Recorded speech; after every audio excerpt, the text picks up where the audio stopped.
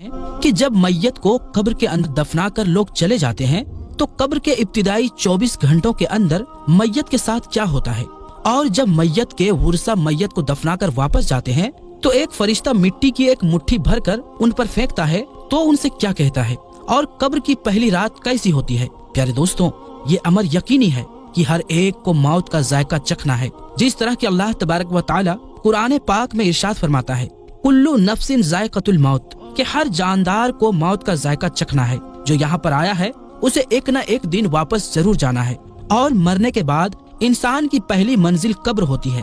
ایک حدیث شریف کا مفہوم ہے کہ حضور اکرم صلی اللہ علیہ وآلہ وسلم نے ارشاد فرمایا، قبر انسان کی پہلی منزلوں میں سے ایک منزل ہے، اگر انسان اس میں کامیاب ہو جائے تو آگے کی منزلیں آسان ہو جاتی ہے، اور اگر اس منزل میں پھنس جائے تو آگے کی منزلیں بھی خراب ہو جاتی ہے۔ اور ایک حدیث شریف میں آتا ہے جس کا مفہوم کچھ اس طرح ہے کہ حضور اکرم صلی اللہ علیہ وآلہ وسلم نے ارشاد فرمایا کہ اللہ تبارک و تعالی کی طرف سے قبروں پر ایک فرشتہ معین ہے، جب میت کو دفن کیا جاتا ہے تو وہ اس کے قبر کی مٹی برابر کرتا ہے، اور لوگ جب واپس جانے کے لیے مڑتے ہیں تو قبر سے ایک مٹھی مٹی لے کر لوگوں پر پھینکتا ہے اور کہتا ہے، اپنی دنیا کی طرف واپس چلے جاؤ اور اپنے مرنے والے کو بھول جاؤ۔ پیارے دوستوں، حضرت علی رضی اللہ تعالی عنہ نے ارشاد فرمایا کہ میں نے نبی کریم صلی اللہ علیہ وآلہ وسلم کو یہ فرماتے ہوئے سنا کہ انسان کے مشکل ترین رات قبر کی پہلی رات ہوتی ہے، کیونکہ جب اس کے دوست، احباب، رشتہ دار، اولاد اور اس کو دفنانے والے اس کو دفنا کر چلے جاتے ہیں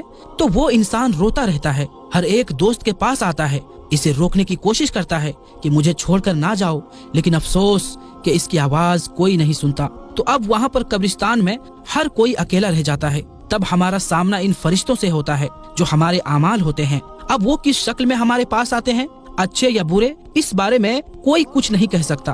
تب وہ ہم سے اس دنیا میں گزاری ہوئی زندگی کے متعلق سوال کریں گے، جن سوالوں کے جواب ہماری زندگی میں موجود ہے جب تک ہم سانس لے رہے ہیں۔ اور ایک حدیث شریف میں آتا ہے جس کا مفہوم کچھ اس طرح سے ہے کہ رسول اکرم صلی اللہ علیہ وآلہ وسلم نے ارشاد فرمایا کہ تم قبرستان جایا کرو، کیونکہ قبرستان موت کو یاد دلاتا ہے، اس سے عبرت حاصل ہوتی ہے۔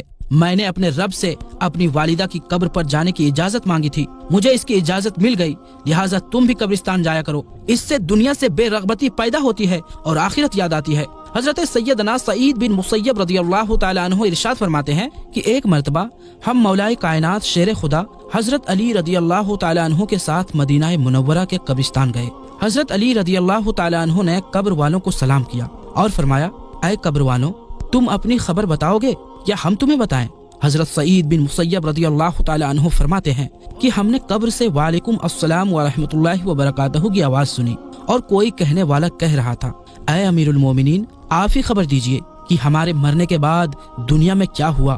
حضرت علی رضی اللہ تعالی عنہ نے ارشاد فرمایا، سن لو، تمہارے مال تقسیم ہو گئے، تمہاری بیویوں نے دوسری نکاح کر لی ہے، تمہاری اولاد یتیموں میں شامل ہو گئے، جس مکان کو تم نے بہت مضبوط بنایا تھا اس میں تمہارے دشمن آباد ہو گئے ہیں۔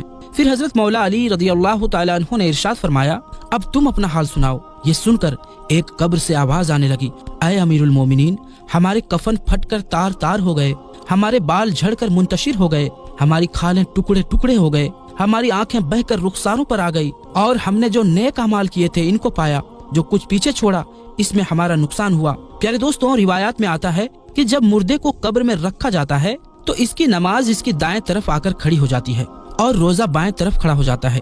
قرآن مجید کی تلاوت اور اللہ تبارک و تعالیٰ کا ذکر سر کی طرف آ کر کھڑا ہو جاتا ہے، اور جماعت کے ساتھ نماز پڑھنے کو جو قدم چلے تھے وہ پاؤں کی طرف کھڑے ہو جاتے ہیں۔ جب عذاب اس قبر میں اپنی گردن نکالتا ہے اور مردہ تک پہنچنا چاہتا ہے، اگر وہ دائیں طرف سے آتا ہے تو اس کو نماز کہتی ہے، پرے ہٹ، خدا کی قسم یہ شخص دنیا میں بہت مشقت اور مصیبت اٹھاتا رہا، ابھی اسے ذرا آرام کرنے دو۔ پھر عذاب بائیں طرف سے آنا چاہتا ہے تو روزہ اسی طرح سے اس کو ہٹا دیتا ہے۔ پھر وہ سر کی طرف سے آنا چاہتا ہے تو تلاوت قرآن مجید، ذکر الہی اس کو روک دیتے ہیں اور اس سے کہتے ہیں، ادھر تیرا راستہ نہیں ہے۔ غرض یہ کہ وہ جس طرف سے بھی آنا چاہتا ہے اس کو راستہ نہیں ملتا، لہٰذا وہ عذاب کمزور ہو کر واپس چلا جاتا ہے۔ اور اس کے بعد صبر جو ایک کونے میں کھڑا ہوتا ہے وہ ان عبادتوں سے کہتا ہے کہ میں تو اس انتظار میں تھا کہ اگر کسی طرف کی عبادت میں کچھ کمزوری ہو تو میں اس کی طرف سے ہمدردی کروں گا، مگر الحمدللہ تم نے ہی مل کر اس کو دفع کر دیا، لہٰذا اب میں اعمال تولنے کی ترازو میں اس کے کام آؤں گا۔ پیارے دوستو، जब मैयत को कब्र में दफनाकर उसके वुरसा चले जाते हैं तो कब्र में दो फरिश्ते जिनको मुनकर और नकीर कहा जाता है मैयत के पास आते हैं, जिनकी आंखें बिजली की तरह चमकती है और आवाज बादल की गर्ज की तरह होती है। इनके दांत गाय की सींगों की तरह बाहर को निकले होते हैं। इनके मुंह से आग की लपटें निकलती है। बाल इतने बड़े होते हैं कि पांव तक लटके होते हैं। इनके एक कंधे से लेकर दूसरे कंधे तक इतना फासला होता है कि कई दिन तक चलकर मुसाफत को खत्म किया जा सकता है। मेहरबानी और नरमी इनके पास नहीं होती, लेकिन सख्ती का मामला ये मोमिनों के साथ नहीं करते हैं, बल्कि फिर भी ऐसी डरावनी शक्ल सूरत की हैबत ही क्या कम है। प्यारे दोस्तों, इन दोनों के हाथ में एक बहुत बड़ा लोहे का हथौड़ा होता है कि जिसको अगर तमाम दुनिया के जिन्नों और इंस सब मिलकर उठाना चाहे तो उठाना तो दूर की बात है, इसको हिला भी नहीं सकते। वो आकर मुर्दे से कहते हैं बैठ जा। मुर्दा एकदम उठकर बैठ जाता है और कफन इसके सर के नीचे सरक जाता है। वो सवाल करते हैं तेरा रब कौन है, तेरा दीन क्या है, तेरा नबी कौन है। अगर मुर्दा नेक और मुसलमान होता है तो कहता है मेरा रब अल्लाह तबारक व तआला है जो वहदहू ला शरीक है, मेरा दीन इस्लाम है, मेरे नबी हजरत मोहम्मद मुस्तफ़ा सल्लल्लाहु अलैहि वसल्लम है। ये सुनकर वो दोनों कहते हैं तूने सच कहा। तो इसकी कब्र की दीवारों को सब तरफ से हटा दिया जाता है, जिससे वो चारों तरफ से बहुत वसी हो जाता है। इसके बाद फरिश्ते कहते हैं सर उठाओ। मुर्दा जब ऊपर को सर उठाता है तो इसको एक दरवाजा नजर आता है जिसमें जन्नत नजर आती है, और वो कहते हैं ऐ अल्लाह तबारक व तआला के दोस्त, वो जगह तुम्हारी रहने की है इस वजह से कि तुमने अल्लाह तबारक व तआला की इताअत और फरमाबरदारी की है। हदीस पाक में आता है जिसका मफहूम कुछ इस तरह से है कि रसूल अकरम सल्लल्लाहु अलैहि वसल्लम ने इरशाद फरमाया कि कसम है उस पाक जात की कि जिसकी कब्जाए कुदरत में मेरी जान है, कि मुर्दों को उस वक्त ऐसी खुशी होती है कि जो कभी खत्म नहीं होगी। इसके बाद वो फरिश्ते कहते हैं कि अपने पाँव की तरफ देख। जब वो देखता है तो वो दोजख का दरवाजा नजर आता है जिससे दोजख का हाल नजर आता है।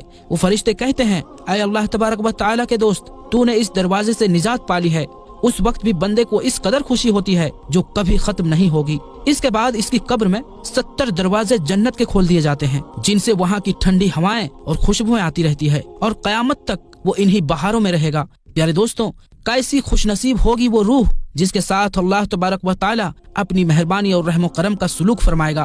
प्यारे दोस्तों, दूसरी तरफ जब नाफरमान, फासिको फाजिर, बदकार और काफिर शख्स को कब्र में रखा जाता है तो कब्र इस तरह तंग हो जाती है कि इसकी पसलियां दूसरी तरफ की पसलियों में घुस जाती है। इस पर काले सांप मुसल्लत कर दिए जाते हैं जो इसकी नाक और पांव से काटना शुरू करते हैं, यहाँ तक के दरमियान में दोनों तरफ से सांप आकर मिल जाते हैं। फिर इसके पास दो फरिश्ते जिनका नाम मुनकर और नकीर होता है कब्र में आते हैं। वो आकर पूछते हैं तेरा रब कौन है, तेरा दीन क्या है, तेरा नबी कौन है। वो इनके हर सवाल में जवाब देता है कि मैं कुछ नहीं जानता। फिर वो फरिश्ते इसको इस कदर जोर से मारते हैं कि इनके गुर्ज की चिंगारियां कब्र में फैल जाती है। इसके बाद वो फरिश्ते उसको कहते हैं कि ऊपर देख। वो ऊपर की तरफ जन्नत का दरवाजा देखता है।